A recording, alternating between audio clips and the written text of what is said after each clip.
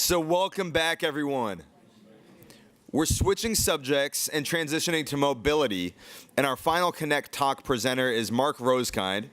Marc was appointed by President Obama to serve as the 15th administrator of the National Highway Traffic Safety Administration, and earlier this year, Marc joined Zoox, an autonomous vehicle startup company, as their Chief Safety Innovation Officer. I first met Marc earlier this year and still remember some of the statistics that he cited on transportation safety. I think it was 35,092. Is that right? Yeah. And it's up. And it's going up. Yeah. Every year, 35,092 people die in car accidents in the United States, and it's increasing, which is all the more reason for technology to improve the safety of our transportation systems. So Marc's going to provide some thoughts on proactive safety, mobility, and sustainability. Please join me in welcoming Marc Rosekind.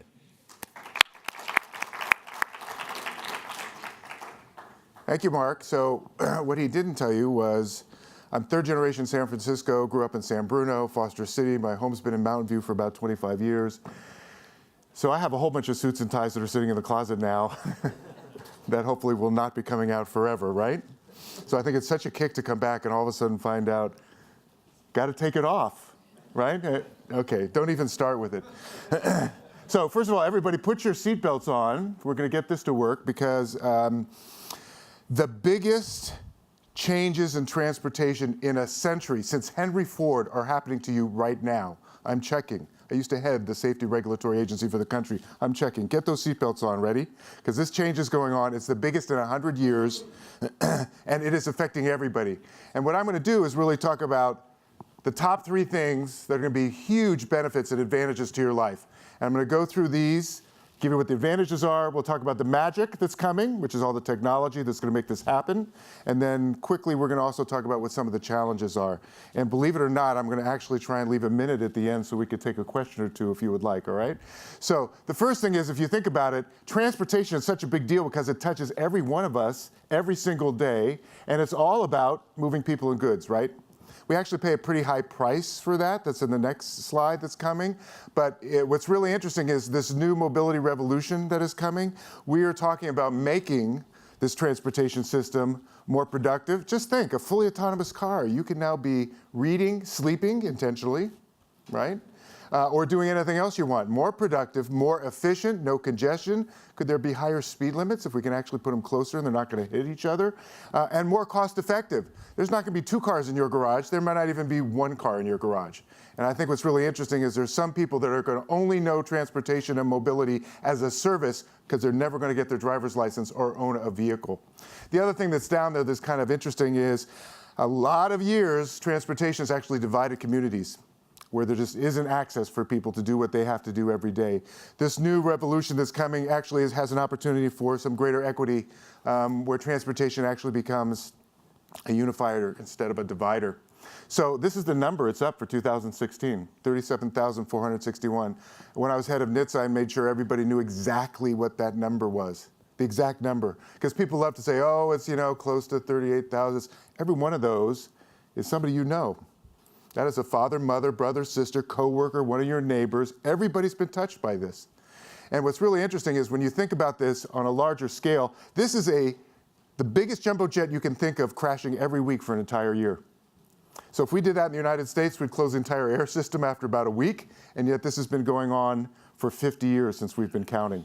And what's really, really challenging for us is we know that 94% of the 6.3 million crashes that happen every single year are because of us. So what's the magic sauce about the technology? A fully autonomous vehicle will not get drunk, right? Will not drive drowsy, will not drive distracted. So we're talking about when people say, how much safer can we get? There's your first target, eliminating 94% of crashes that are related to us, the humans. So last thing I just want to mention here quickly. So mobility. Safety is a huge opportunity. And the third advantage is transportation is the #2 contributor in the United States to greenhouse gases. So Professor Hawkins, just a few months ago, said we have about 100 years to find a new home. Okay? So when you think about electrifying all these new fleets or finding other alternate fuels, this is probably the biggest transition for us as a society when we think about what this could mean. Mobility, safety, sustainability. These are 3 huge, my wife says I'm not supposed to use that word anymore, but these are like huge things that will touch absolutely every person's life, every single day. So keep the seatbelt on, because the technology is already here. This is the magic sauce. People are like, well, what's coming? This stuff is already, I love this. When I was administrator, people would always say, when is this going to happen? And it's already here. So many of these things are already on your vehicles. And you can have not just cruise control, but adaptive cruise control. And you can have blind spot monitoring and lane keeping. And there's autopilot in Teslas. This technology is already in vehicles. In fact, one of the things we did at NHTSA that was really groundbreaking was we challenged the industry to make automatic emergency braking. Your car will stop so it won't hit anything. Don't hit stuff, right? And we actually challenged the industry to say, make that standard, not just an option or a high end, make it standard across all your lines. We should all benefit from that. So by regulation, probably take us at least 10 years to make that happen.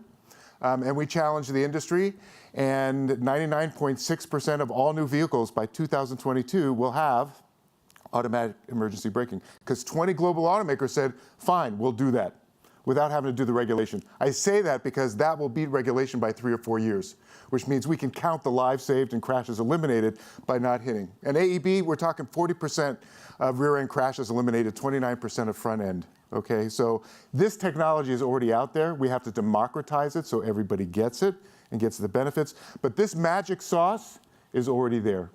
And what are the challenges for all of us to acknowledge what's coming? The top one is there because it's a test, okay? When people say autonomous vehicles, that's a lot of things. So ADAS, extra credit if you know what that is, but I won't make you actually write it down. So those are advanced driver assistance systems.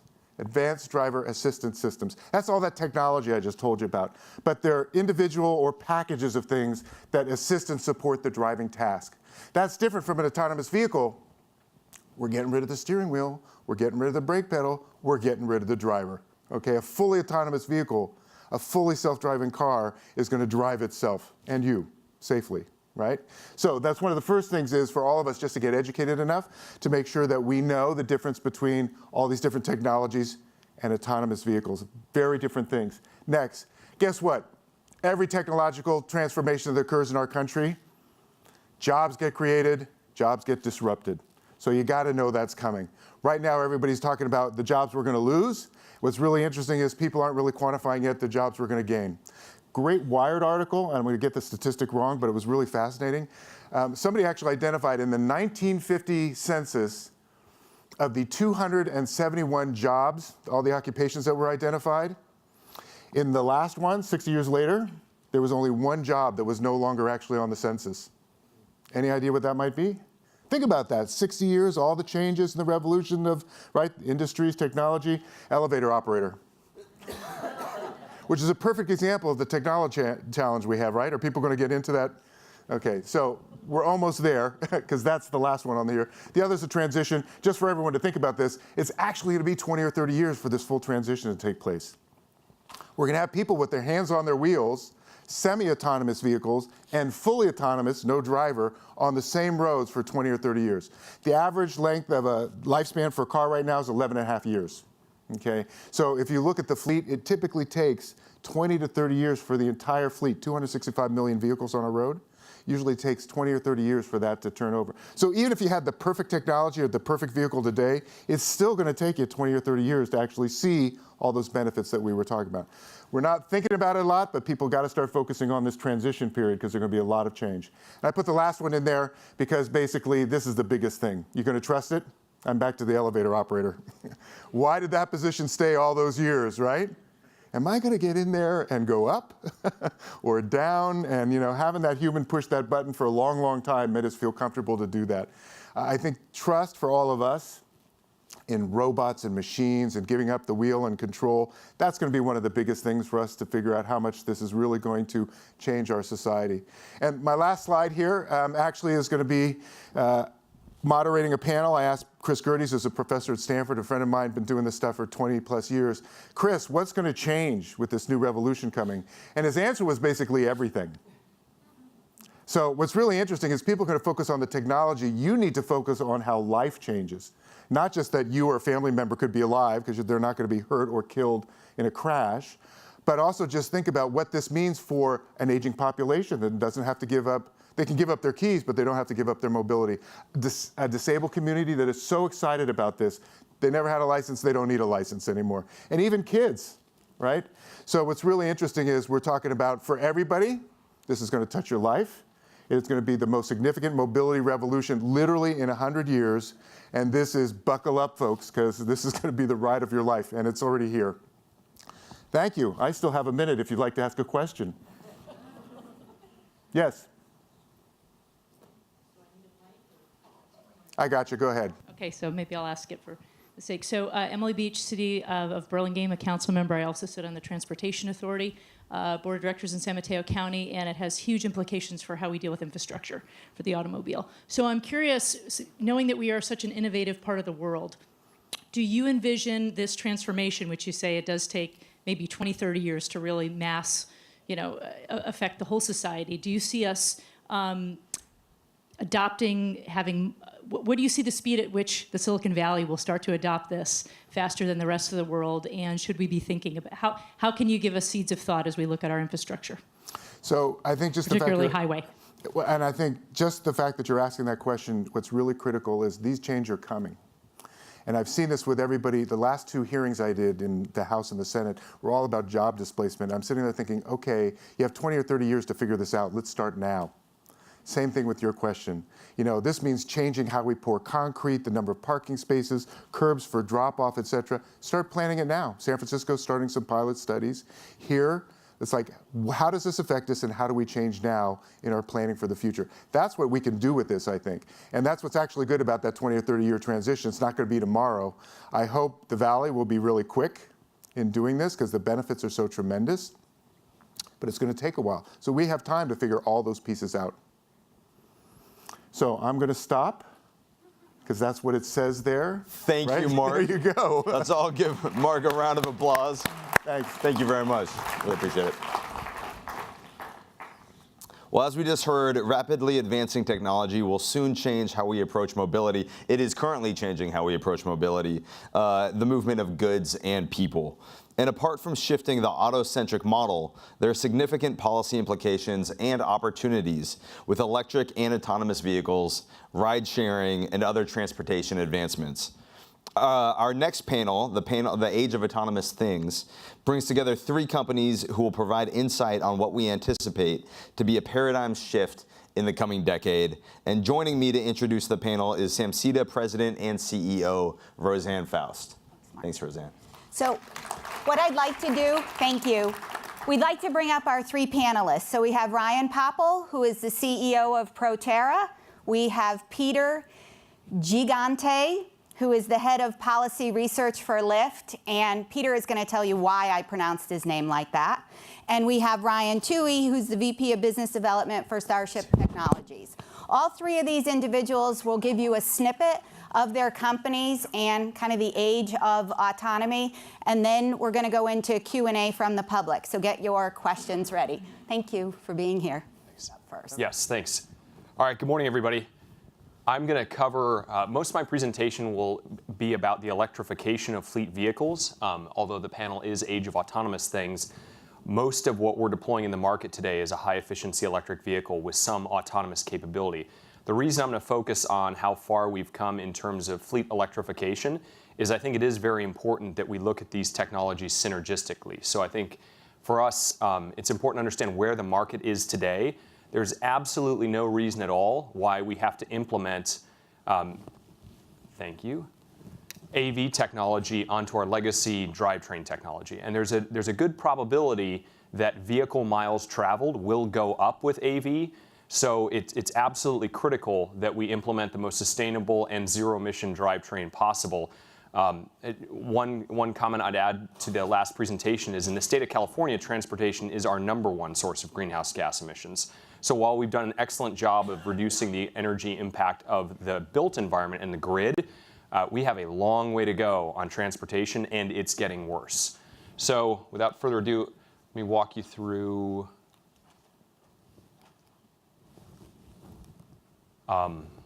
my clicker is not autonomous. There we go. All right, so Proterra, what do? We're an electric vehicle manufacturer. For the mass transit vehicle industry, this technology will not remain just in mass transit, but for many reasons we decided to deploy fleet electric vehicle technology into public transit first. We are headquartered in Burlingame, California, right down the road from here, and I think that's an important thing to talk about today. If we are forward thinking on these technologies, if we are the early deployment markets for these technologies, we're going to have the jobs. If Proterra did not exist, the electric vehicle mass transit market in the United States would be defined by Chinese companies. And the engineering jobs and the intellectual property stays in the home country. So we have a choice to make in all of these technologies. Do we want to import it or do we want to create it? And if we import it, we may pick up some of the sales and service jobs. We will not pick up any of the competitive advantage or the manufacturing. So I'm incredibly proud of the fact that in addition to having a bunch of traditional rocket scientists, smart engineers on staff, which is what we do well in Silicon Valley, we also have manufacturing in the Bay Area. We have manufacturing in LA County, and we have manufacturing in Greenville, South Carolina. So we're a 350-person company. 5 years ago, we were probably a 50-person company. And if you measure that effect with our supply chain, 70% of the parts we use in this vehicle come from other US companies, like a motor manufacturer in Colorado, a composite body manufacturer in Rhode Island. Next slide. I'll do a wink or a... So this is the presentation that I didn't cut down. Can we pull up the shortened one? Or the one that we edited down? My staff thought I was the keynote speaker at the UN Summit for Sustainability. So they sent over 50 slides covering climate change, urban inequality, advanced mobility. So we deleted some of them. Yeah. Is this the updated one? Okay, great. Okay, awesome. So first point is we make transit buses. Transit buses are just one of the cogs in a multimodal transportation world. For those of you who drove over here this morning, you can see in this parking lot how economically inefficient we currently are. We are very forward thinking in the Bay Area, but we're not moving nearly as fast as many other parts of the world in eliminating our dependency on car culture. You will not hear me try to convince you that electric mass transit buses, whether autonomous or driven, are the future of transportation infrastructure. They're just one building block. And you look at these technologies, and on one side of the spectrum, you've got convenience. On the other side of the spectrum, you have efficiency. We will probably have autonomous flying EV taxis, but most of the people who work at my company will not be able to afford rides on them. We will still be dependent on mass transit for the backbone of our society's transportation. So it's very important that we clean that up. We see in particular in the Bay Area, there's a transportation gap, and it's so severe that companies like Google, Facebook, Genentech, LinkedIn, probably this company as well, they have purchased and deployed over 1,000 heavy-duty diesel buses to make up for the lack of mass transit infrastructure. So we are very forward-thinking in California. We are also car culture in California. And what we're finding is with young knowledge workers in particular, they have much less interest in driving a car than their parents' generation did. Also, as Americans, we've taken productivity gains to our pocketbook, not to our work-life balance. So all this technology has not made our workday shorter. So a lot of these engineers at Facebook and Google, they want to be driven to work, whether by a robot or a human being, so they can get an hour of work done on the way, an hour of work done on the way home, and they can actually play with their kids or hang out with their friends when they get home. So the most popular way to get to work, if you work at Apple or if you work at Facebook, and a deal breaker in terms of accepting a job for many high-value employees is whether or not they can access some form of mass transit. Obviously, we need more if private companies have a fleet that is larger than San Francisco's bus fleet.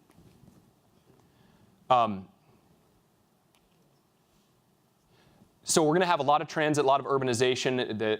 One of the points I want to make is there's a massive amount of pollution associated with the current way we move everything. In transportation, we're still critically dependent on oil. We saw that during the hurricanes, the number of systems that went down within days simply from shutting down a few refineries in Texas. So mass transit is green from a congestion perspective, but from a local air quality perspective, our transit system, in particular in the Bay Area, is still a diesel system. There's a small auto manufacturer based in Germany called Volkswagen that educated the entire world recently on how dangerous diesel pollution is. But all pollution is not created equal. Diesel gives you particulate matter, and particulate matter is a known carcinogen. It's about the nastiest pollutant that comes out of a vehicle that you can expose children to, people with respiratory conditions, elderly. And in the Bay Area, we're way behind the rest of California. If you look at Southern California, they moved to natural gas first. Multiple cities have also declared that they will be 100% electric by 2030. We only have 2 transit agencies in the Bay Area that have a zero-emission vehicle action plan. One is Stockton, one is San Jose. The rest of them are fairly undefined about it. So again, we are very green. I just sometimes think we take our green for granted and assume that someone else is doing it. We should not be behind Southern California in electric vehicle adoption. One of the reasons why we're so passionate about cracking this market open for electric vehicles and mass transit is mass transit tends to be the tip of the spear in terms of heavy-duty vehicle technology. The mass transit vehicle, it's kind of like the sports car of heavy vehicles. It's the most expensive vehicle. It's a relatively small market. It's a very difficult market to serve. The vehicles have to last 12 years. So just like Tesla started with the Roadster as the first place to bring electric vehicle technology, believe it or not, the high price point premium category in heavy duty is the city bus. It's going to start with city bus. It's going to go to school bus. It's going to go to garbage trucks. And the holy grail is going to be sub 300-mile delivery trucks. If we could get those assets off of diesel and onto EV, we would significantly improve the air quality in the Bay Area. It would have a massive effect on greenhouse gases, but more acutely, those spare the air days, the days when you can taste the air, a lot of that is particulate matter. And it's not necessarily your cars, it's trucks, buses, school buses. And I think we are going to look back and conclude that probably the worst thing we were doing with fossil fuels from a transportation perspective was school buses. Proterra doesn't build school buses. We're looking at going into this market with some other partner companies. But the more I've learned about diesel, the crazier I think it is that we have diesel pollution anywhere near school-age children. I got 3 kids, 12 and under. This is a really serious problem. I don't think we're estimating the cost of it at all. It's also an inequality problem. The kids of the parents who are working at Facebook and Google are getting dropped off by a Land Rover plug-in hybrid third-row seat SUV. Kids in East Palo Alto, Oakland are primarily going to school on buses, or they're walking or they're taking a city bus. So the diesel is closest to the communities of color, the disadvantaged communities. So there's a better way. The good news about electric vehicles and California in particular is we've already done a pretty good job of cleaning up the grid. Last thing I read is it's possible that we hit our 50% renewable portfolio standard for the electrical grid in California 10 years early. So if we're going to have all that clean electricity, we should figure out other things to do with it. So this is what we do as a company. We build battery electric buses. They're really awesome vehicles. They're carbon fiber, composite. They run on electric motors, batteries, similar types of battery technology that you see in all these EVs. But the neat thing is the average income of a Proterra bus rider is significantly different than the average income of a brand new EV car driver. From a greenhouse gas perspective, for those of you who represent an agency that has a climate change target, electric buses are a nice arrow in the quiver in that you're looking at an 80% greenhouse gas reduction. That's on a well-to-wheel basis. In California, it's a little hard to read there, but it's the middle bar. We estimate that today it's an 88% reduction because we've largely weaned ourselves off of coal in terms of our grid. The cleanest, cheapest electric vehicle fuel we know of is the Pacific Northwest. We have, not surprisingly, our largest market is California. Second largest, though, is Washington State. We refer to them as the Saudi Arabia of electricity. They have hydroelectric and they have wind. So on a mile per gallon basis, an electric bus in Seattle gets the cost equivalent of 45 miles per gallon. So electricity is getting cheaper, it's getting greener, and we should be using it as much as possible. Main takeaway here is that mass transit buses are a very efficient, low-cost way to move a lot of people who are going the same place at the same time, like work, an event to the city. You combine a mass transit vehicle with an electric vehicle drivetrain, and you have the lowest cost, lowest environmental impact. This is a really important point. When we add AV into this equation, if we can put these three together, I think we're going to have the lowest cost, lowest carbon option. People are still going to take a variety of forms of transportation. You see it in the city. We're going to have bikes, walking, electric scooters, autonomous electric taxis. Some of them may fly as well. But we're still going to need those trains, and we're going to still need those buses, especially for people who need to save every transportation dollar they possibly can. By the way, that's the majority of Americans. This is also a very important takeaway. This has already happened. So I'm not here to convince you that electric buses are a good idea. My main thing I want to accomplish in the Bay Area is just to get the Bay Area to catch up. We tend to assume that if it's green and it's high tech, it's happening here. We have electric buses on the streets in Nashville, Louisville, Lexington. Savannah, Georgia just passed a city council resolution saying they're not going to buy another diesel bus. Park City, Utah, but all these little dots are fleets where we've already deployed. Third largest market is Texas. So this is a best practice, even if you're not a left coast state. So this is a tool, it's right there.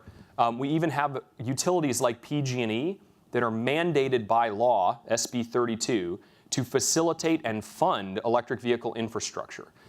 So this is an area where I hope we can leapfrog ahead. It would be a shame for the Bay Area to actually have to be covered by a state-level mandate, which may actually happen before some of the agencies around here have purchased their first electric vehicle. So we got to move faster on this, and it'll be a really good thing from a local air quality perspective. So that's it. And appreciate any questions you've got. We have a little bit of AV going on in our fleet, but we're primarily electric vehicle experts. Marc, do you want me to wait till the end for questions or take some now? Wait till the end. That'd be Got great. it. Okay. Yeah, we're going to do all three speakers and then take group Q&A. Okay, thank you. Thank you, Ryan. Good morning, everybody. As Rosanne mentioned, my name is Peter Gigante. I lead the policy research team at Lyft. I've been there for about 4.5 years, so very deeply embedded in all things transportation and specifically ride sharing. Gigante was just because when I moved to California, my first time, everyone was calling me Mr. Gigante, and I didn't quite understand why until I found out that our lovely baseball team goes by the Gigantes. So there we are. You can call me whatever you like, but not late for dinner. So just wanted to talk about, this is a presentation we've given lots of times before, mostly to actually transit agencies of all groups, but I think this is some widely applicable information. Actually, just by show of hands, how many people have actually taken a Lyft? All right, lots of you. Cool, that's great. So I'm not going to go too much into how it works, but I'm going to tell you sort of where it came from and where we're going with it. So Lyft started in 2012 in San Francisco, as you probably know. What most people don't know is before that, it was a company called Zimride, and Zimride was the same two founders, John Zimmer and Luke and Green, who figured out that there should be some sort of web presence where people can offer seats in their cars for trips that they're already planning to make. And this was very popular with college students. A lot of people were planning spring break trips or holiday trips and offering seats in their cars, but it never seemed to get the real volume that they were looking for. And they realized that after the dawn of mobile technology that, hey, we could probably do this with shorter distance inner city trips on demand. And could we convince people to let other people into their cars? Carpooling programs had been around for decades. Most of them were never successful, and economics and trust were really the two major issues into why that never worked. Sort of leveraging mobile technology and social networks, turns out, yes, you can actually get people to offer up seats in their cars. And so this is what we're seeing is, an average car for most people is used maybe 4% of its lifetime. You're usually driving it alone. So there's lots of opportunity for getting those seats filled if you give people enough incentive. And so generally thinking about the commuter choice, you've seen that there's been two major modes, right? It's either you drive yourself, which is how most of America gets around, or transit, but there really wasn't a lot of micro-transit in between. What other options are there? And for someone like me, I am 36 years old. I've never had a driver's license. I've lived in New York. I've lived in San Francisco. So expanding transportation options that don't involve a driver's license are really important to me. And so Lyft, when it came along, was really an amazing revolution. And so we're looking at a shift from how we normally think about it, that you need to have a car, you need to have a license, and this is something that you drive yourself, into an option, a universe that's expanding into a portfolio of transportation options. And we think this is important for the current situation, we also think it's very important going into the future. We know that traffic and congestion in cities is getting more severe as we're getting larger cities and more people. Even in San Francisco, we see massive building, housing construction going on, which is long overdue, which is great. But also, how do we move that many more people around the city in an efficient manner? And if everyone believes that they still need to own their own personal vehicle, that's not going to work. And this is where we have seen growth in Lyft in general, which is great, and growth specifically in Lyft Line, which is the shared ride mode. We know that where it's available, 40% of our customers have chosen a shared ride mode. That's huge. When you think about the millions of people that are using Lyft on a weekly basis, that is a massive amount of sharing going on, sharing of rides that normally wouldn't have been before.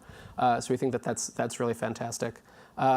So ways that we're looking at being sustainable and really getting at reducing vehicle miles traveled, get vehicle occupancy up. We know that can be done if you have the right incentives and the right systems in place. Pricing of car trips, so people are much more aware now of the cost of transportation when it's not all baked into the cost of a vehicle. Most people they don't think about what does this trip to the grocery store cost me. They think about sort of the monthly fees associated with it, but even then it's still very abstracted. Whereas if you actually get people thinking about the cost of every trip that they take, they make smarter choices. Also, connecting to transit. I know you've probably seen some articles out there that say Lyft and competitors are being competitive with transit agencies, and I think that is very much not the case. Two reasons. One, the business opportunity is not against transit riders, it is against personal vehicle owners. So if we can convince you to give up your car for the benefit of society, that's an enormous amount of money. As trillions of dollars are spent on personal vehicles every year, transit riders are generally not going to bring in that scale of revenue. And so we think that there's also a lot of opportunity, especially in suburban areas, to connect with transit. We know that people out there don't have a lot of opportunities. It's usually just your car, maybe a bus line, maybe there's one rail station that passes through, but you're really not having this full portfolio of options. And so it's really important for those people as well to have more options. And as someone mentioned before, people with disabilities, senior communities, there's huge opportunity there, which we're also moving into. You may have seen articles where we've been very involved with non-emergency medical transport. Those are sort of paratransit-like systems that get people to and from medical appointments that are not emergency. There's just transportation is so distributed through lots of different aspects of our lives, and so making a system that is efficient and affordable is really at the core of what we're trying to do. Sort of addressed that already. Last mile connections, suburban transit, on-demand paratransit, off-peak service. We know large portions, I think about 40% of our rides are happening nights and weekends, which is when most transit agencies would say that they don't focus on their service. Most of their service is focused on commuter rides. Go Centennial. This is a partnership, just by example, we did with Centennial, Colorado. They will fully subsidize rides to and from the station within this little geofenced area. They realized that their circulator bus system was really inefficient and very expensive per ride. We're looking for active solutions to get a better customer experience at a lower price point. And so far, this has been sort of the shining example of where this all kind of works together. So talking about the road ahead, obviously we see there's a huge opportunity with autonomous vehicles, but we know there's a big debate about how does autonomous roll out, how does it look, if everyone buys an autonomous vehicle, not great. We know that there's some really terrible scenarios that have been modeled out. Where we get the benefit of autonomous is really what is the triple revolution. This may have been something that you've heard from academic circles, certainly Dan Sperling and UCLA's Transit Institute, but this is what everyone's hopeful for, is the shared electrified autonomous fleets. And so this is shared, meaning more of a ride-sharing model. You don't own the vehicle, you use the vehicle when you need to use the vehicle. The vehicles themselves are on electric powertrains, and certainly the autonomous function brings down a lot of the cost of the transportation. And so we want to make sure that this model is available to everybody equitably. Obviously, these things are better together. This is just a picture of the Chevy Bolt. This is a vehicle that is already on the Lyft platform through our Express Drive program. So there are Lyft drivers who are driving fully electric vehicles in California, and I believe in Chicago. We know that there's a lot of work to be done on the electric grid to make sure that we have capacity to keep adding these vehicles. But we know that there's a lot of incentive in California to do that. We think this will be a model for the rest of the country. And we know that these electrified vehicles obviously bring down emissions significantly. We know also that these vehicles, electric vehicles, are not very cost effective for the average consumer. If you're only using it 4% of the time, each of those trips is very expensive. But we know that there's a tipping point when you're putting it onto a fleet model where they're operated continuously. The per mile cost is actually quite low and very, very attractive. So this is just some studies from the Rocky Mountain Institute looking at the reductions in greenhouse gas. And like I said, that price point where the tipping, they find about $200 billion can be saved between gasoline and long-range EVs if you're looking at a fleet model. Know that automation can really drop the cost of transportation. We think this is really great for especially the communities mentioned before, low income and people with disabilities and senior communities, people on fixed incomes. And this is what we're really hoping. We're really hoping that private car ownership will basically be over. We have seen it's the 50s sort of fantasy of what America was with your private car. For most people, especially those living in cities, is no longer that. It's really a hassle. It's if you look at people in their cars, I do this all the time because I'm always in the passenger seat. People want to be doing anything else but driving. Eating, putting on makeup, singing, watching a video, anything. So it's very clear that people are less interested in the actual act of driving for the most part than we've been led to believe. And so we imagine that this will continue. Private car ownership could continue, but think of it maybe more like horses. You can still own a horse, you can still ride a horse, but it's not going to be your primary mode of transportation anymore. And so, yeah, we're thinking, there's going to be a subscription program. That's how we're kind of thinking how this would work. We know that autonomous is in the long term. There's going to be a sort of a transition period when there will be human drivers. And we know that for the foreseeable few years, there's going to be more drivers necessary to meet some of this demand. But we do know that it's actually been very effective at getting people to at least consider giving up their personal vehicle, which is a huge mental shift from even just 5-6 years ago. We've seen somewhere between 4 and 9% of people using ride sharing currently, even without autonomous technology, just currently have at least considered giving up their vehicle. And we think about 4% have actually done it, at least partially because of ride sharing and the confidence that it gives you in your transportation. Just a little bit about smart lanes. We support smart lanes and congestion pricing. We think those are important. And this really quickly is a remodel of, so we worked with Nelson Nygaard, which is one of the major transportation planning consulting groups. And how do we redesign Wilshire Boulevard in Beverly Hills? This is what it used to look like, very mixed purpose, general purpose lanes, turn lanes. And in an autonomous connected realm, they've actually taken the same space and used it better and increased the throughput. Added a bike lane, a protected bike lane, general purpose lanes, and loading zones for those autonomous vehicles. And so this is just to say that we are getting very much invested in the future of what the city infrastructure looks like as well. And so we've been very, very present in San Francisco, especially looking at how do we redesign cities to really accommodate the future of autonomous vehicles. So thank you very much. Awesome. Thank you. I think if you just hit it, it'll work. Yeah, that was actually, Okay. If not, we'll figure it out. Okay, good enough. Published us. That's very good. That's cool. Hello, my name is Ryan Tuohy. I joined about a month and a half ago Starship Technologies as a Senior Vice President of Business Development. We make autonomous delivery robots. And I put together a few slides myself this morning, which to give an overview, and I'm really excited to perhaps be introducing to the concept to some of the people here. Perhaps you already know about it, and then hopefully we'll get into an opportunity to ask some questions about what your thoughts and concerns might be. So this is a picture of our robot. This is actually not the most recent robot, but it's the most recent one in production. Our robots are designed to be small, slow, and inherently safe. They're also cute, and if I don't get that, I'm not offended. I'm not at that point yet, but I've basically been on the road for the last 6 weeks, and we usually bring a robot with us, and most people say it's cute. That's not an accident.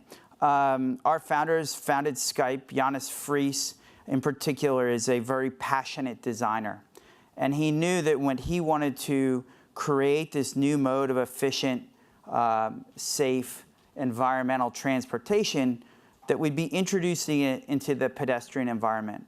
So it was very important that it be safe and that it appear safe, and that when people interact with it or they see it, they feel good and they don't feel threatened.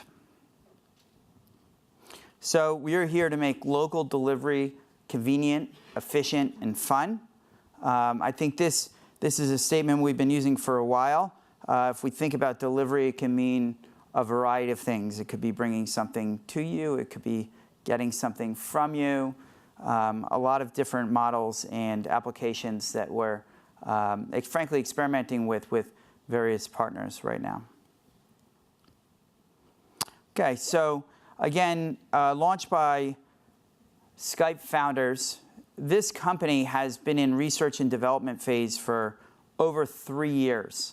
For me, as a business person, to come in now to have so much invested in the safety and the autonomy of these vehicles, it's been going on primarily in Europe, significant capital investment.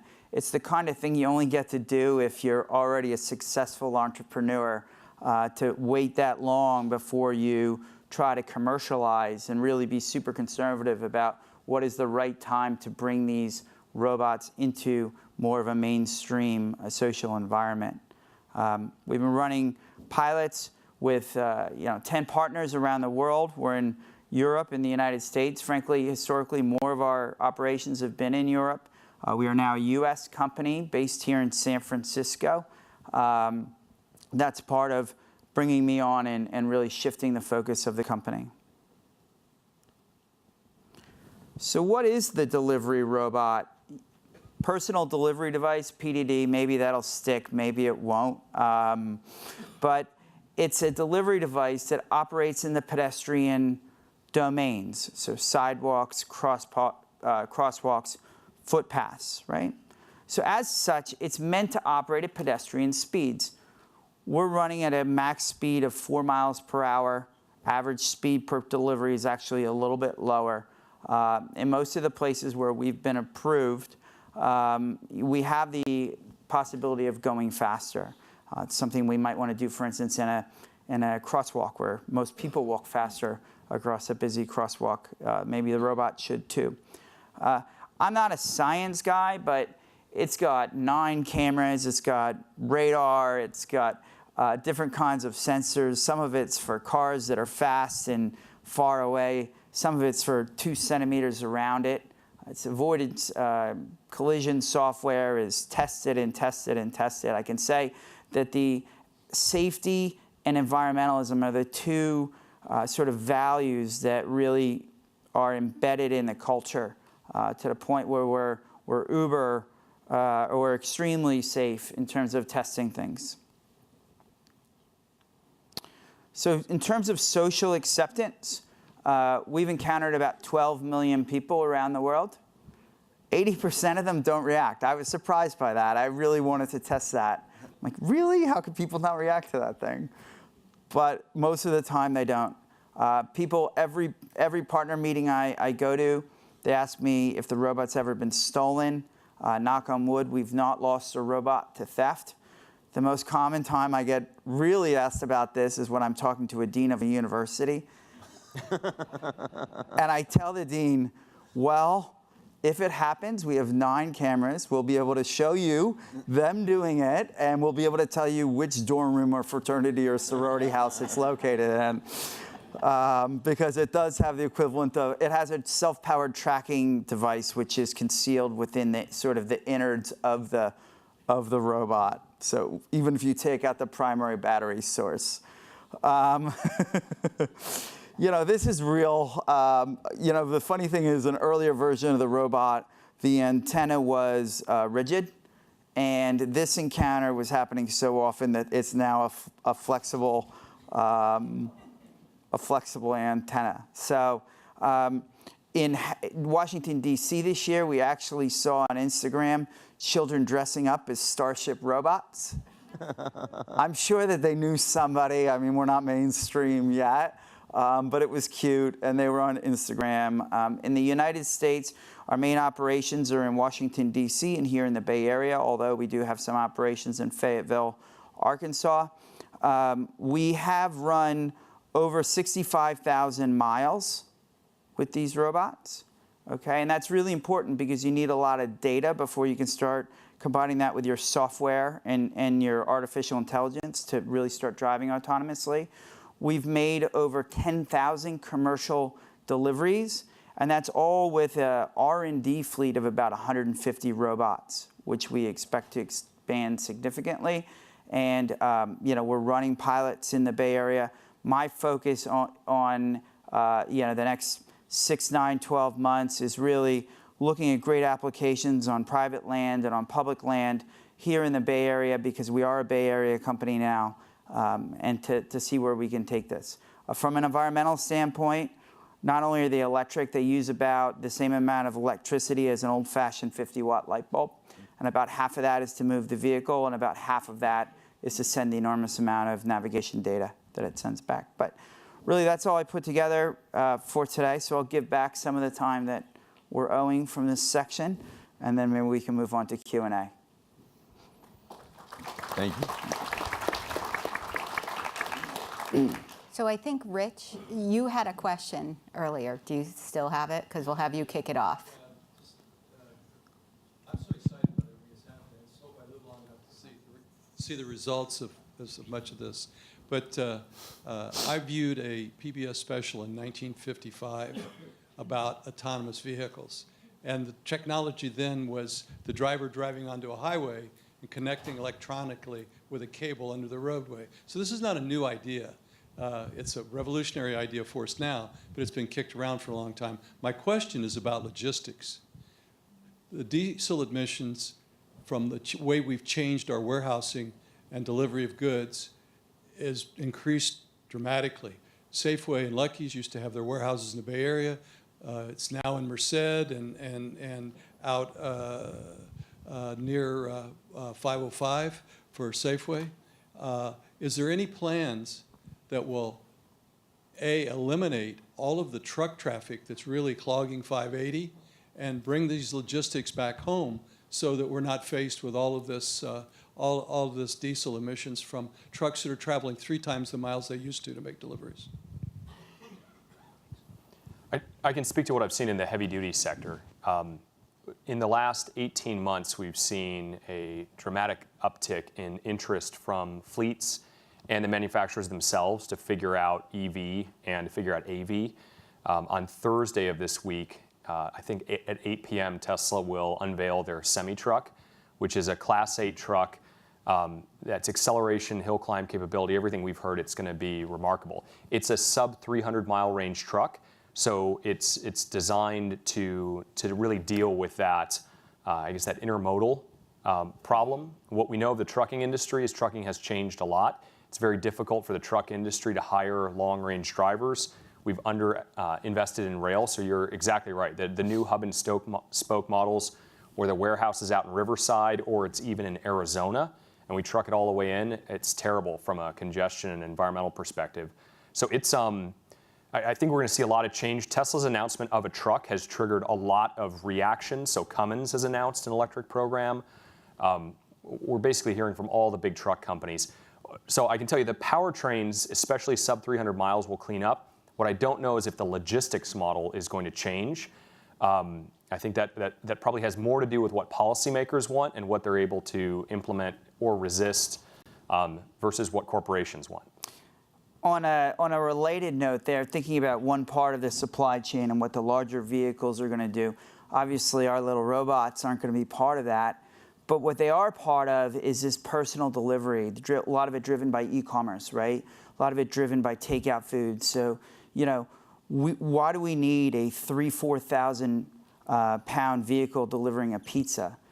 How many FedEx and UPS trucks do we want double parked making their deliveries? I'm a resident of the Mission District in San Francisco, so I'm seeing all this as well. And certainly, 40-pound electric little robot uses a lot less energy than any of those options. Hi, Peter. I'm Alan Sarver. I had the pleasure of attending the Autonomous Vehicles in the City symposium up at USF last week where you spoke. I was especially excited to note the time frames that you used, that really the the implementation of a network of autonomous vehicles transforming transportation is happening over the next 5 to 10 years and really should be fully impactful within 10 years. These are the kind of time frames I've been using in my conversations. I've been getting sneered at a lot, but I've long believed that that is the time frame we're looking at. And we're really at a crossroads, if you will, where we need to be deciding if we're going to kind of let autonomous vehicles kind of organically be implemented as a bundle of features that encourage people to own their own autonomous vehicles and go toward a dystopian future of much more automobile traffic, or whether we really are transforming our society into a network model of shared vehicle use and driving toward a very near future where nobody has a car in their garage. And what I'm interested in is how do we really grab hold of that as the regional leaders of this, this most advanced transformative environment on the planet, and make sure we're driving toward that future very aggressively. Yeah, that's a great question. I think, to follow up with you, there's two things. One, I think the timeline is going to happen, and I think secondly, it has to happen. I think it is going to happen because if you look at the players in this autonomous space, it's not just startups. It's some very well-established, very deeply funded car manufacturers and technology companies, and so it's disruptive, but it's also disruptive in the same way that like organic food was disruptive, and that it became sort of wholly embraced by the dominant players in that market. So I think that just the amount of money that's being put into it, the amount of interest, and the amount of competition between these companies means we're going to get there faster than sooner than later. And then secondly, just anecdotally hearing how people talk about AV, I had a little panic moment listening to my brother talk when he said, "Yeah, I love AV. It should be great. I can't wait to buy one. I'll never have to pay for parking again because my car will just circle and circle." And I thought, oh my God, this is exactly what we're trying to present. So even just it starts at home, but to that point, I think we really do need to socialize the idea that number one, we need to be taking advantage of these, and that it's available. We should be using them, and we have to create the right incentive structures to get people. We've already sort of created economically a structure where Lyft Line, people are willing to now share a ride with a complete stranger. Because there's security, they're safe in their brain that it's going to be okay, and then secondly that the price is right. And so we're figuring out how to incentivize that same model in an autonomous vehicle. But I think that we will get there. Again, there's just so much at stake. The one thing I'd add to that response is, while it is very exciting that it's 5 to 10 years away, I think we have to keep in mind that from a climate perspective, we don't have that amount of time. The other thing I would suggest as a former VC is, not as much happens in 5 years as you'd like, but more happens in 10 years than you expect. So AV to me feels a lot like where we were with EV about 5 years ago. So we should be very thoughtful about the unknowns, the cards we still have to turn over. It is going to happen, but precision in terms of when and how. And I think what that leads to is it is very important that we don't neglect our infrastructure. So I don't make trains. I'm not in the rail business, but when I look at something like the electrification of Caltrain or Miami-Dade looking at rail, I cringe when policy planners are putting off infrastructure because autonomous micro vehicles are going to save us. We're going to need if you just look at the urbanization that's going on, and if people do start giving up that third car, then that second, then that only car, we're going to need a lot of infrastructure. And so projects that do take a long time to implement, like adding capacity to Caltrain, we got to be full speed ahead on electrifying that and adding seats, because as this comes together, it's going to be a lot of AV and a lot of transit. Ryan Popple, this is Tom Gage from Marconi Pacific, mostly to you. Talk about, if you would, recharging. The alternatives, I guess the ones that I'm familiar with are plug-in, battery swap out, and then electrifying the road. What's your thinking about that, and where are you now, and where do you see the future going? Yeah, one of the neat things that's going on is that the Bolt that you saw during the Leaf presentation can plug into the same cord as an electric bus. So we're finally to the point where we have standardization on plug-in charging, and plug-in charging has gotten really powerful. We're at 50 kilowatts now. We're going up to 100 and possibly 300. So I think charging is going to be less exotic than some people have forecasted. So wireless charging may or may not happen. Through the road charging may or may not happen. Most of our customers are plugging them in at night, driving them all day. And then the synergy we're starting to see that's pretty cool is you could put in a park and ride facility where buses could recharge overnight, and autonomous vehicles, Lyft, personal electric vehicles could recharge during the day. I would say for long-haul trucking, I could see something like catenary wire systems working out. That technology works. It's expensive, but I can't wrap my head around how you could drive an electric vehicle 500 or 600 miles and then put a megawatt hour back into it in a half hour. But for the most part, we're seeing, we just implemented in Shreveport, Louisiana, 5 electric buses, 5 CCS DC chargers, and those chargers, you could plug them into a BMW i3, you could plug them into a Lyft.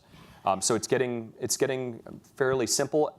Last thing I'll say is there's plenty of capacity at the generation level, but transmission and distribution is where we need the investment. So when we moved in Burlingame, we rapidly exceeded that little telephone pole transformer.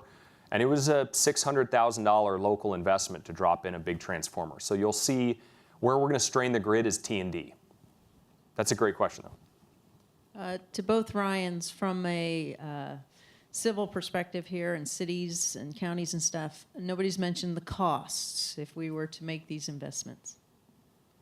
So I'll take my portion of that really quickly. There's a California Air Resources Board report that would suggest that we'd save, I think it's in the billions if we electrified. So it's no longer on a total cost of ownership basis, and even in some cases on a first cost basis, electrifying heavy duty mass transit is an easy economic case to be made. What about school districts, things like that? I'd have to get back to you on it. I don't know that market as well. In terms of the robot costs, exactly what do you have in mind? Just so I answer it, it's... Well, say a pharmacy takes on one of your delivery systems. What would the cost be to the consumer or the pharmacy for delivery? Oh, yeah, absolutely. So what, and that's a very specific application where you would want a scheduled, attended, secure delivery, right? So, we view that as we can't be more expensive than the alternative.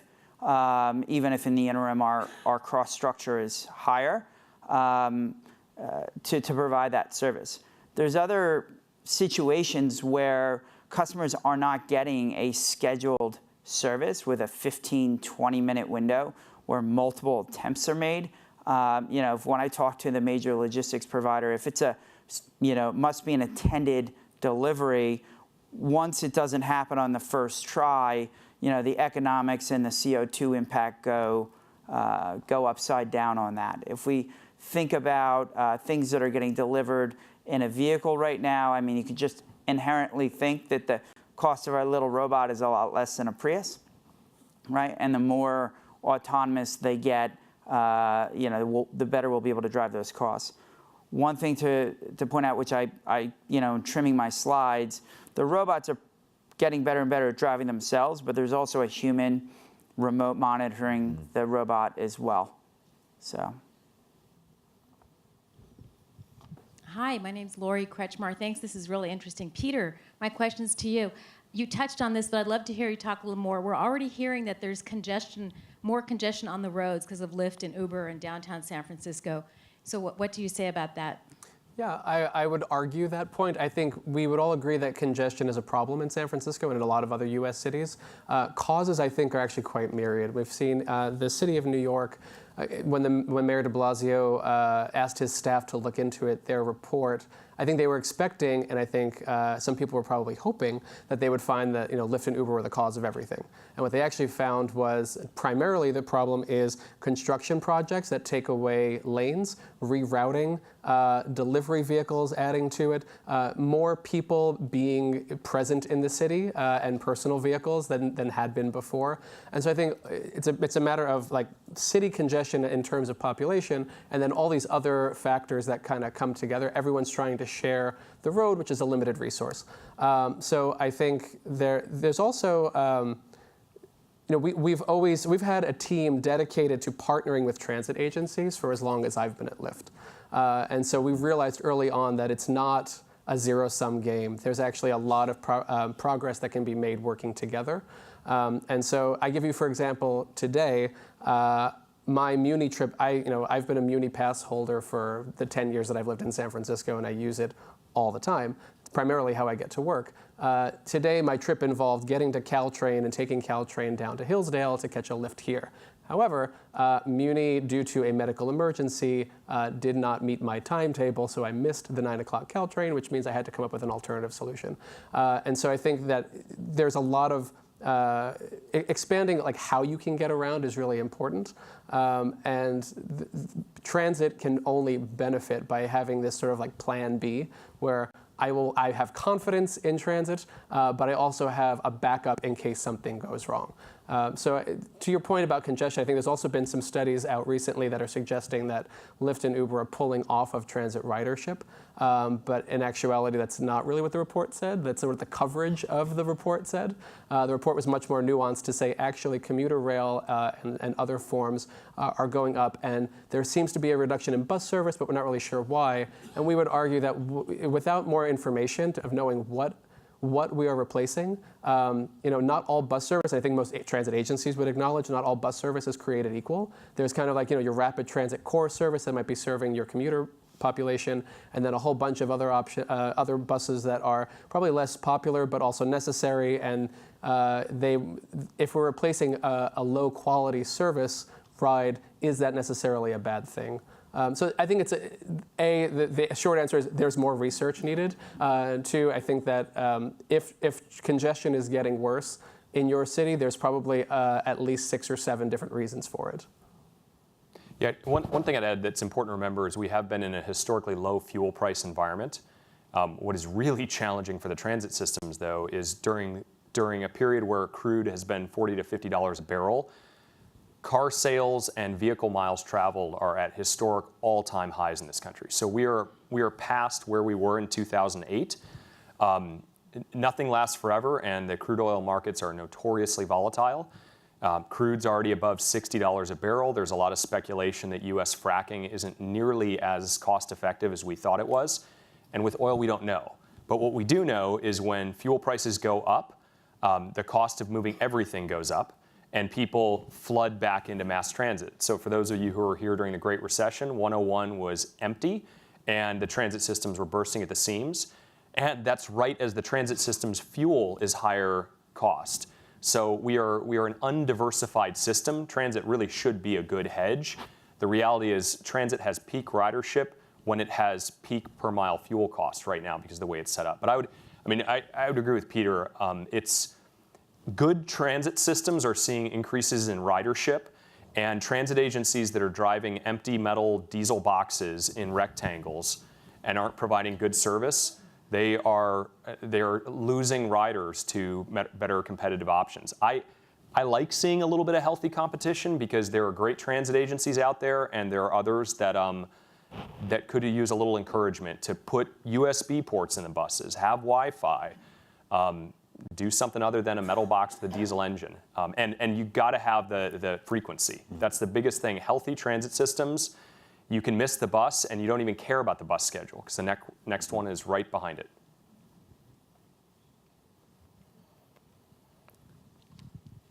Bedingley, County of San Mateo. So, I have a question. Across the bay in San Leandro, when I try to hail down a Lyft, it takes about 25 to 30 minutes. Of course, on this side of the bay, it takes anywhere from roughly 2 to 10 minutes. It really depends on where you're at. In San Francisco, it takes about 2 minutes. What can policymakers do to encourage more adoption of these type of technologies? Like, for example, when I look at Starship Technologies, I really see that as a great advantage for like Meals on Wheels or some other use, particularly that serves a public good.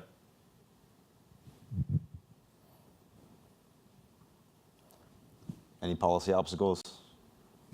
So there was policy obstacles on Lyft, and then we sort of segued. I can go first, I guess. So I don't know that there's necessarily a policy solution to it. I think We've seen, especially in the early days, a lot of Lyft service started in sort of the downtown core areas. That's where you sort of have the density to service that. But as people sort of become more accustomed to their technology, the service areas expand. And so I think, ideally we do want to have like a 3-minute ETA for all rides, but we understand, especially for suburban areas, that may not be immediately possible. There can be, some of the policy things I guess that we could get into are more about, like I had mentioned, sort of transit agency partnerships, where you're kind of expanding out what's available to you in your area. But there's also there's supply and demand that needs to be balanced. And so supply in a lot of ways demand in a lot of ways drives the supply. So the drivers are naturally going to where there is demand. And so I think in the suburban areas, it's still a new idea that you don't drive yourself. It's sort of a new idea that there might be this other option out there available to you. So I think awareness is probably a big question to it. And use case. I think right in the suburban areas, a lot of people either are using it to connect to transit or for late night, sort of like, I want to go out drinking and I don't want to drive myself and avoid a DUI, which is a great, highly recommend doing that. It's really quite advantageous. But yeah, I think there's sort of like the supply, the demand from those areas needs to grow. And so if there's policy avenues to explore to help that, that's probably where they are. And I know we're short on time, but just real quickly, the fun part about my job is exploring use cases, both commercial and social, for the Starship robots. And some of you in this room know that we don't go to a municipality until we've proactively gone down and sat down with them and agreed on how it's going to work within their public land. And Meals on Wheels has come up, medications has come up, water to homeless people has come up, library books has come up. So there are a lot of potential great applications. It could be very symbiotic to setting up as commercial operations alongside that. Can I just end with one tiny policy question for you? Because this recently came up in Napa and it came up in Miami-Dade. What happens to services like Uber and Lyft, whether they're AV or not AV, in a disaster response scenario? So there are a lot of people who got up to Napa with an Uber, and when they got the call Sunday night that they needed to leave Napa, not a whole lot of supply of drivers who are willing to drive into a 35,000-acre forest fire. Same thing in Miami-Dade. So there's some tricky questions, and I think it'll be easier to solve when they're AV. You could see a policy where the government can say, okay, I need all of these. But right now, it's pretty hard to get somebody working in the gig economy to drive in the direction of a forest fire. Mm-hmm. Uber charged surge pricing when we had the typhoon. So that's probably not sustainable. One last quick question for Ryan Popple. Ryan, you live in San Mateo County. You know that we have a lot of small school districts in San Mateo County, a lot of which are represented here today. If any of them were interested in purchasing Proterra buses, is there a minimum order size, or can somebody get like one bus? So, a la carte. That's a cruel joke. Marc was at my 40th birthday this weekend, and I've been accused of taking a bus order from anyone, including Mullin, Illinois, where my big sister lives. So no, there is no minimum order quantity. I actually think, in all seriousness, one of the opportunities that's on the table for school districts, and again, we don't make school buses, it's the VW funding. It's going to have as much impact as the tobacco settlement funding had on air quality.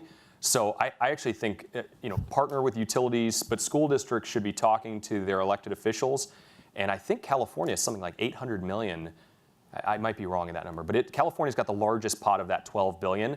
School districts, I think, would be a really good place for that to deploy. And I don't make electric school buses. Great. How about a big round for our panelists?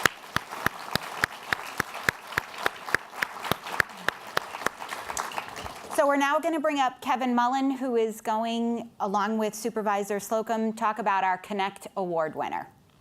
Assemblymember Mullin. Thank you very much. My pleasure. I wasn't aware of that. Roseanne. So when Warren and I were discussing our vision for Connect17 5 years ago, we both saw the need to recognize individuals and organizations that are making a difference in government through the use of technology.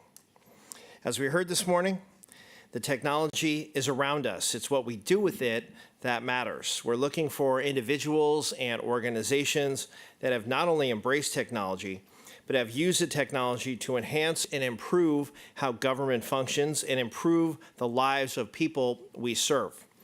How is technology allowing government to be more responsive and better address constituent needs? How have services been elevated? We're looking for vision and leadership and, equally important, results. We're looking for those that have set the standard. I think our selection of Jon Walton, Chief Information Officer for the County of San Mateo, fits that description, and I'll turn it over to his county colleague, Warren Slocum, to talk about our honoree.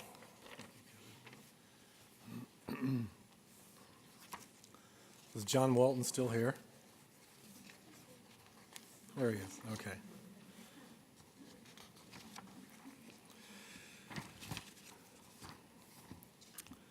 So Jon Walton, our very own Director of Information Services at San Mateo County, is no lightweight when it comes to technology. In fact, he has over 25 years of IT experience and a diverse background in both public and the private sector. In his current position as the CIO for San Mateo County, Jon manages a team of skilled professionals who deliver a wide variety of services, including public safety radios, data center and infrastructure, countywide enterprise cloud applications, strategic planning, and implementing open data strategies.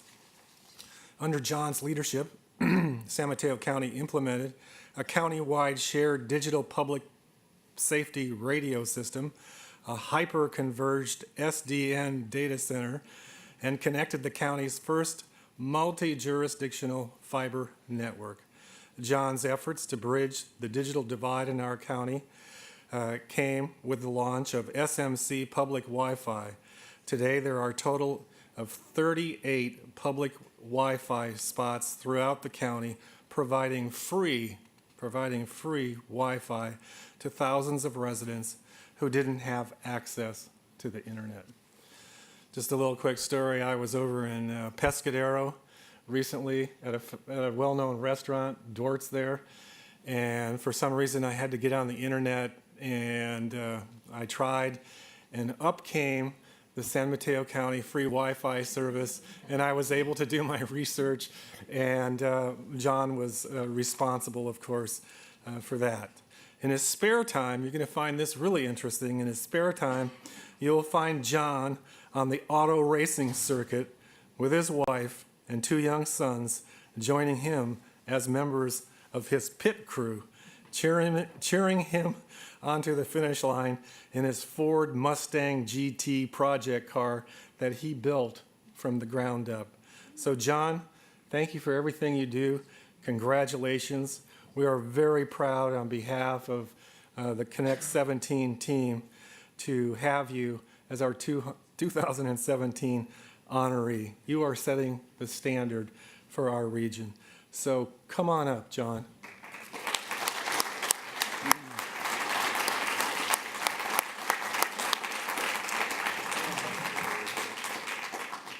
Congratulations.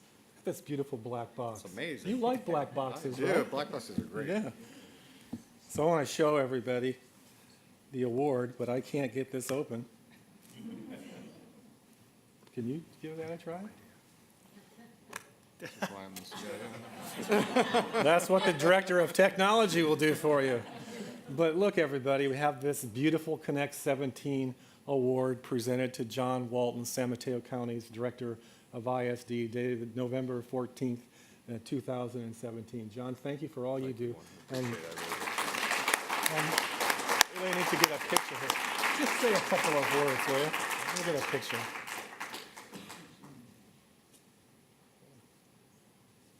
There you go. Well, I'm really humbled and flattered, to be honest. Being the CIO of a great county like this means I just get to take all the credit for all the hard work my staff do. And a lot of them are here in the audience. I want to thank them for all the work they do behind the scenes to make these things real. And having worked in government for a while, I will say it also doesn't happen without the support of the elected officials, supporting the vision, being enthusiastic about it, providing the funding to do all these projects. I am a car person, so I do love hearing about all the car things. I'm very fascinated by self-driving car technology and what it's going to do to our society. I'll tell you, I have a 13-year-old son who's already told me he doesn't want a car. He just wants a ride-sharing app and a new iPhone, so that's great. As opposed to my 8-year-old son who's already laid claim to the race car and said that's going to be his first car that he's going to drive to school. So I think there still is, many interests out there in the world of what people want. But, in our county, I think the unique thing about San Mateo County, and I just have to always put in a plug for what a great county this is and appreciate you all being here, is it really is the epicenter where we can test a lot of these technologies. We have so much support in the community to try out these ideas. I think we all see how much it has changed in the last 5 or 10 years. And being in a county that has such a diverse base of dense urban areas and very remote rural areas that people forget about, it's a great place to work with the companies you saw up here today and the towns and the school districts to really think about what is this going to be in the future for our children, for our communities, and what do we want to create. And so I think it's great to be here now with all of you thinking about where do we want to be 5 years from now, where do we want to be 10 years from now. Because listening to the panelists and having these great events every year that Assemblymember Mullin and Warren host, I think it really gives us an opportunity to step back from our day-to-day jobs and just think about where we want to be. So thank you again. I'm happy to be a small part of it, and I look forward to the future events as well.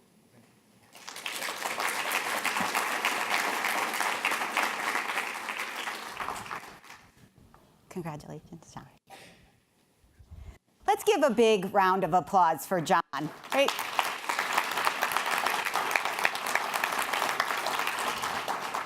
He's been doing great things for our county for so many years, not just for the county, but for all of us here in the room.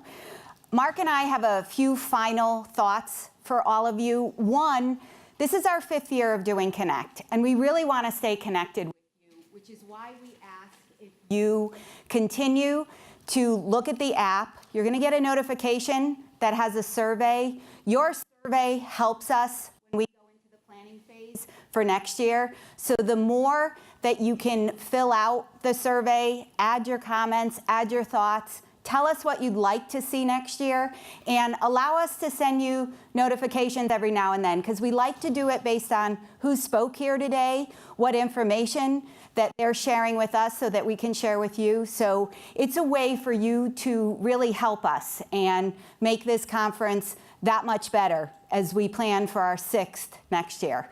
I'm going to turn it over to Assemblymember Berman. He wants to say a few thanks, and then we're going to come back and announce our award winners for our Amazon Dots or Echoes. I always confuse them. Dot. Our Amazon Dots, which I have under here. Thank you, Roseanne. And on behalf of Kevin, Warren, and Roseanne, we want to recognize the sponsors of Connect17. First, Gilead Sciences for opening their doors to host the event and for their staff support and technical expertise. And in particular, we want to thank Kacy Hutchison, who you met this morning, and Maria Rangel and her staff who handled all of our facility needs. Thank you, Gilead.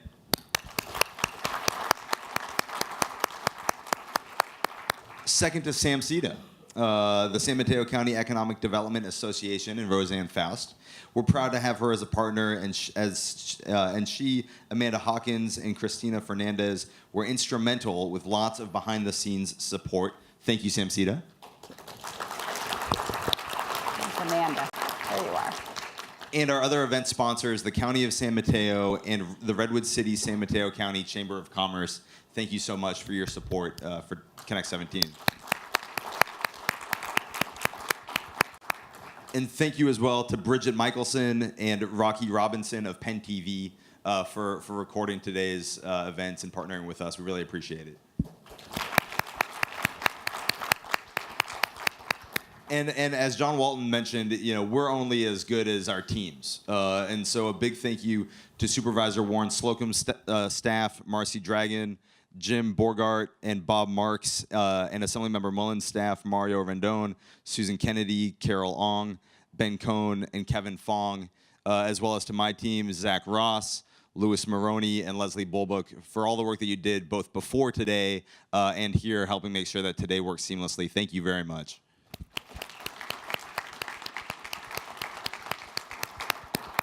And I'm going to turn it back over to Roseanne to announce the winners of the Amazon Dot. So we have 2 dots, and is Amy Koo here?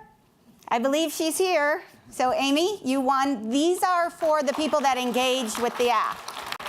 Thank you, Amy. And Brian Carey. Brian Carey? Brian, yay. All right.